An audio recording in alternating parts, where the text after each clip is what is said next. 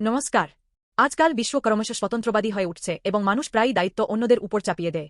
এটা হতাশার বিষয় যে অন্যের ব্যথায় সহানুভূতি প্রকাশ করতে এবং দায়িত্ব নিতে প্রস্তুত উষ্ণ হৃদয়ের অভাব রয়েছে।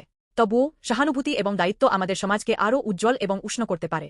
রাজা দাউদের সময়ে জনগণের উপর একটি মহা বিপর্যয়ে আঘাত হানে। তখন এই বিপদ রাজধানী জেরুজালেমে পৌঁছানোর হুমকি দেয়। দাউদ স্বীকার করেন, আমি পাপ করেছি এবং অন্যায় করেছি। এই ভেড়াগুলো কি করেছে? তোমার হাত আমার উপর এবং আমার পিতার বাড়ির উপর পড়ুক। 2 শমূয়েল 2:4-1-7।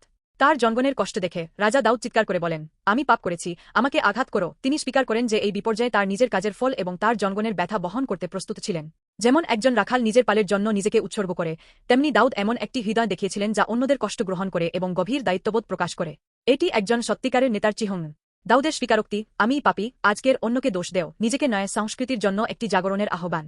আমরা দ্রুত অন্যদের ভুলের সমালোচনা করি, কিন্তু নিজেদের ভুল এড়িয়ে যাই। তবে সত্যিকারের নেতৃত্ব এবং পরিপক্কতা সহানুভূতি এবং দায়িত্ব থেকে আসে। দাউদের কাজ আমাদের যিশুর কথাও মনে করিয়ে দেয়। যিশু আমাদের সমস্ত ব্যথা বোঝেন এবং আমাদের পাপের জন্য আমাদের পক্ষে মধ্যস্থতা করেছেন। যদিও তিনি নিষ্পাপ ছিলেন, যিশু আমাদের সমস্ত পাপ ক্রুশে বহন করেছেন। তার আত্মত্যাগ আমাদের পাপের মূল্য পরিশোধ করে এবং তার জীবন দিয়ে তার সেই হৃদয়ের চূড়ান্ত প্রমাণ যা আমাদের জায়গায় কষ্ট সহ্য করে।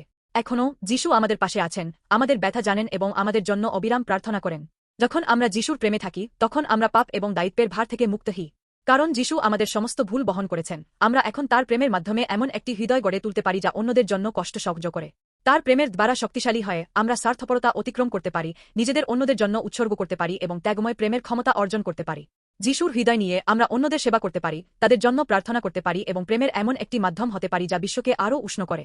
প্রিয় বন্ধুরা, আসুন দাউদের সহানুভূতি এবং দায়িত্ব, পাশাপাশি যিশুর প্রেম, যিনি আমাদের জন্য সবকিছু দিয়েছেন, তা মনে রাখি। এদি আমরা অন্যদের ব্যথার প্রতি সহানুভূতি নিয়ে জীবনযাপন করি এবং স্বেচ্ছায় আমাদের দায়িত্ব গ্রহণ করি, তবে আমাদের সমাজ নিশ্চিতভাবে একটি আরও উজ্জ্বল এবং আশাব্যঞ্জক স্থান হয়ে উঠবে।